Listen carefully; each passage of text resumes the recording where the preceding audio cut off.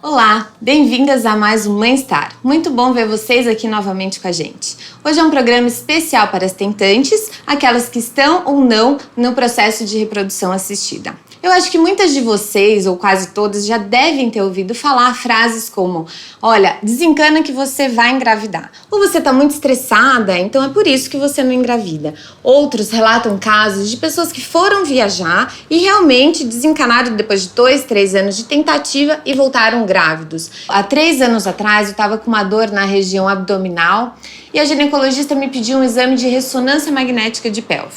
E eu fui diagnosticada com endometriose. Eu fiquei desesperada. Eu ainda não estava tentando engravidar, mas eu queria muito ter filho. 1 ano depois, eu procurei um novo profissional e eu cheguei no consultório e perguntei: primeira coisa, eu tenho endometriose, eu posso engravidar? Ele virou para mim depois de uma meia hora de consulta. Ele falou: eu não acho que você tem endometriose, você me parece uma pessoa muito tranquila. E geralmente quem tem endometriose é ansiosa, sistemática. Você não é o perfil de quem tem endometriose. Não tinha certeza se isso era verdade ou não, nunca tinha ouvido falar, mas eu fiquei extremamente tranquila. Não pensei mais na endometriose e no primeiro mês eu engravidei. E aí, será que realmente o psicológico, você estar relaxado, influencia? Então, para responder essas e outras questões nesse tema, eu trago hoje para vocês com muito prazer a doutora Milena Gross, que é médica psiquiatra pelo Instituto de Psiquiatria da USP, e ela também é psicanalista e tem um projeto que é o Projeto Canguru. Muito prazer, doutora Milena. Bem-vinda ao Mãe-Star. Muito obrigada pelo convite. Foi muito interessante o que você disse, essas frases realmente todo mundo já escuta. E o que está por trás disso, né? Uma ideia de que a ansiedade causa a infertilidade ou a dificuldade de engravidar. Até muito pouco tempo atrás, a gente não tinha nenhum estudo que comprovasse essa teoria, mas em 2016 surgiu um estudo americano que começou a medir a parte de ansiedade de um jeito diferente. Ao invés de usar os questionários que as pacientes preenchiam, eles começaram a medir a ansiedade através de uma substância na saliva. E aí sim perceberam uma relação entre ansiedade e dificuldade para engravidar. Eles perceberam que essas mulheres, a cada ciclo menstrual, tinham uma chance 30% menor de engravidar comparadas com aquelas que tinham ansiedade no nível mais baixo. Isso, ao longo de 1 ano, significava uma chance 2 vezes maior de ter o diagnóstico de infertilidade. Só que eu acho importante esclarecer que a infertilidade é uma condição médica. Ela tem causas orgânicas e a gente não pode colocar toda a culpa também na ansiedade, porque senão acaba sendo uma carga extra em cima da mulher. A gente tem que olhar para essa informação com muito cuidado, como uma ponte para fazer um tratamento, não para culpá-la. Mesmo assim, as mulheres respondem, né, uma pressão social aí por isso, porque é muito falado, alegando que seria uma responsabilidade delas. O que essas mulheres sentem, né? E como chega no consultório, quando chega para você, doutora Milena, quais são as queixas delas? Realmente, a mulher fica com toda a carga da infertilidade, né? Geralmente tem essa cobrança social, uma cobrança familiar muito grande, porque o homem nem sempre é responsabilizado. Na verdade, a gente fala em casais inférteis, não em mulheres inférteis. E aí elas chegam se sentindo muito mal, diferente das outras. Eu escuto muito: por que isso acontece comigo? Todo mundo engravida. E aí ela passa a pensar muito nisso, só vê gestante pela rua. Ela começa a se isolar. Evita principalmente situações de chá de bebê, festinha infantil, onde esses comentários e a realidade da fertilidade está ali e ela se sente pior. E geralmente elas procuram os tratamentos para reprodução assistida e também os tratamentos psiquiátricos e psicológicos acompanhadas do marido ou geralmente vão sozinhas? Nas clínicas de reprodução assistida, geralmente o marido acompanha na primeira consulta e aí depois os retornos basicamente vai à mulher, porque também o tratamento é feito no corpo da mulher, né? Ela que faz as ultrassonografias, toma as medicações, então é como se fosse um tratamento da mulher, mas na verdade não, é o casal. Né? E quando a questão é masculina, eles escolhem o sêmen do homem e o tratamento é feito num laboratório, não precisa ser no corpo do homem. Então as mulheres se veem muito sozinhas e um fator de melhor prognóstico para o resultado do tratamento é o parceiro acompanhar mais. Isso faz diferença. A gente tem trabalhos mostrando que aumenta a chance de sucesso, porque fortalece a parceria dos dois. E o que é interessante as mulheres observarem, ou mesmo os familiares, o marido, alguns sinais de alerta que, olha, ela está em tratamento, está tentando engravidar, mas alguma coisa não tá legal, a gente tem que pensar talvez encaminhar para um psiquiatra, para um psicólogo. Como é isso? O tratamento, a infertilidade, a busca, né, da reprodução assistida já causa uma ansiedade maior do que uma outra situação corriqueira. Isso é esperado, tudo bem.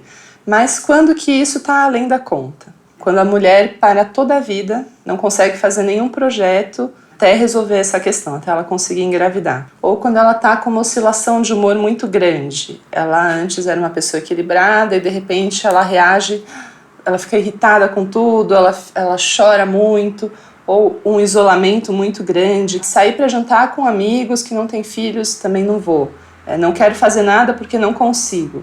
A vida não faz sentido, ser uma mulher que não tem filhos é como se eu estivesse morta, é como se eu não fosse deixar nenhum fruto. Então, aí são coisas assim, tá passando da conta, é além da ansiedade normal. Aí vale uma avaliação ou psicológica ou psiquiátrica. E se a mulher se recusar a procurar ajuda ou achar que tá tudo bem, o marido estiver ainda preocupado, é importante que ele busque ajuda? Sim, é importante que quem estiver angustiado com a situação procure um profissional que saiba orientar. Talvez tenha orientações para esse marido, para esse companheiro, de como dividir mais essa carga com a mulher. Não necessariamente ele vai lá falar dela, ele vai falar da situação. Então, ele pode mudar alguns comportamentos também para que ela se sinta mais segura. Quais as ferramentas que vocês têm para lidar nesse tratamento? Por sorte, muitas. A gente tem muita coisa que dá para ser feita. Pensando em remédio, a gente tem medicações seguras que usa em gestante, que se for o caso de uma depressão clínica, uma ansiedade séria, a gente pode usar, mas tem outros recursos menos invasivos. Dá para fazer terapia, a gente pensa sempre em terapia individual. Mas tem outras modalidades, tem terapia em grupo, com casais tentantes, tem a terapia de casal.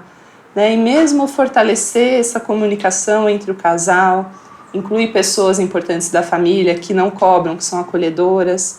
A gente faz um trabalho junto com a equipe de reprodução assistida também, como dar uma melhor assessoria para essa mulher e para esse casal. Então tem uma gama de tratamentos muito grande. E como lidar com os palpiteiros de plantão? Porque tem muita gente que tenta ajudar, mas vem com aquela história completamente absurda e a mulher fica mais assustada. E aí, quais são as dicas para quem quer ajudar e não sabe exatamente como?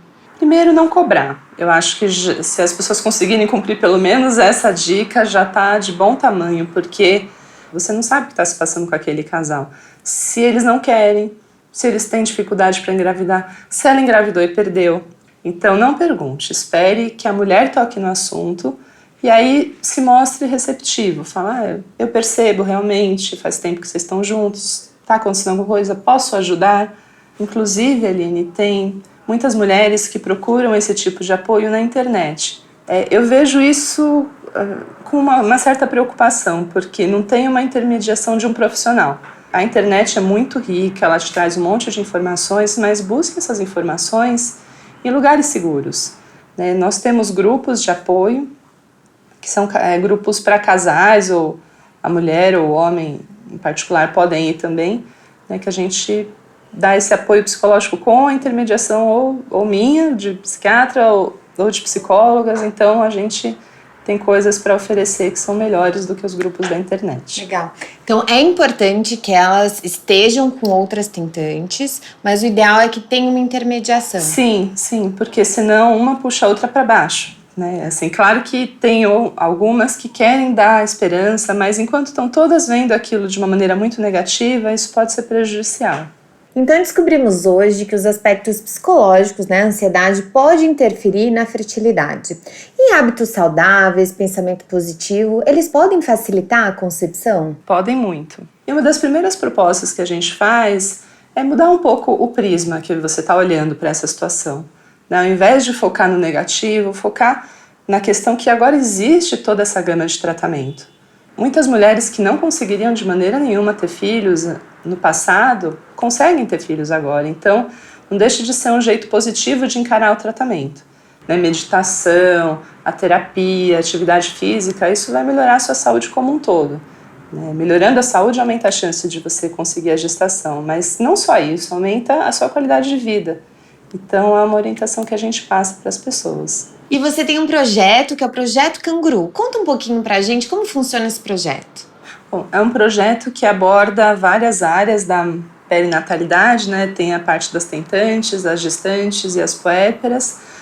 Eu e a Juliana Tifauni, que é uma psicóloga, nós fundamos o projeto porque é um tema que interessa bastante. E da parte das tentantes, a gente tem parceria com uma clínica de reprodução assistida, a gente realiza um plantão de apoio psicológico semanal lá, gratuito, e também a gente realiza outros trabalhos lá de apoio, né? Tem os grupos, a gente faz também laudos, então a gente tem uma abordagem muito ampla. Eu comentei que a doutora Milena é mãe da Laura e da Catarina. Durante essa trajetória de ser mãe, o que você pode compartilhar com as mulheres que estão nos assistindo? Bom, realmente eu tive uma gestação de risco por serem gêmeas e eu passei por uma situação delicada com uma das bebês, com a Laura. Ela teve um diagnóstico de restrição de crescimento ainda no útero e foi uma situação parecida nesse sentido com o que as tentantes passam, que é algo que foge ao controle. Eu tive a orientação de fazer repouso, eu parei de trabalhar com 4 meses, mas o que eu podia fazer era esperar e seguir as recomendações médicas e confiar na equipe. No final deu tudo certo, minha gestação foi até 36 semanas, a Laura nasceu pequenininha, mas bem, e agora as duas estão com 4 anos, ótimas, sem nenhuma sequela, nada, tá tudo bem. É um compartilhamento meu do que eu passei e que faz sentido para outras pessoas. Espero poder ter ajudado vocês nessa trajetória. Ouviram? Mulheres, amigas, familiares, muitas boas dicas aí para a gente colocar em prática, né?